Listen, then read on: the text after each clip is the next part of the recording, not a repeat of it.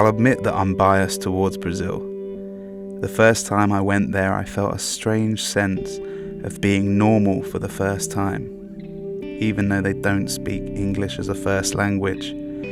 I think it's something in their energy, their tactile nature, the way they share their food and bond together. It felt normal. I can't explain it any other way. With just over 200 million people, it's the 5th biggest population in the world. With a GDP per capita at $14,500, it comes 55th on income, and it gets a 70 out of 100 for overall progress and a personal safety score of just 35. It's the only country we visited that shows its weakness in how safe you are. But despite the warm welcome and the tropical climate, there's something a bit different about Brazil. There's an odd sense that the rules don't really matter as much as they do in other countries. Whether you're talking about turning up on time, waiting at the red lights in your car, or the political system, there's not the same reverence for the system that there is in other countries.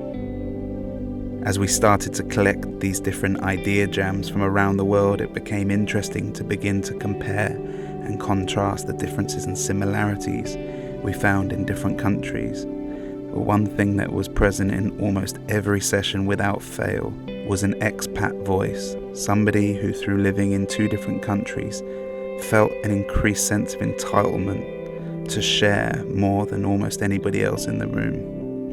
And in the Brazil jam, that voice came in the shape of a French traveller who began initially by asking questions of whether the fear was real or just in people's heads about personal safety, which seemed a reasonable point to make, ensuring that we're dealing with what is real. But then he went on and began to labour the point in an almost accusatory fashion. He was stopped in his tracks by a local 15-year-old girl who recounted a story from the previous week walking home from school. Fearing she was going to be mugged, she walked quicker, turned around and saw that the man she was afraid of was now mugging somebody else, only to be outdone by someone beginning to shoot at him from the balcony, and she ran home. It is hard to fathom what this kind of daily jeopardy does to affect one's psychology, to affect one's confidence, and easy to accept as just the way things are if you don't know what else is going on in the world. Brazil will always have a piece of my heart, and I hope one day it will have a system worth all of us taking note of.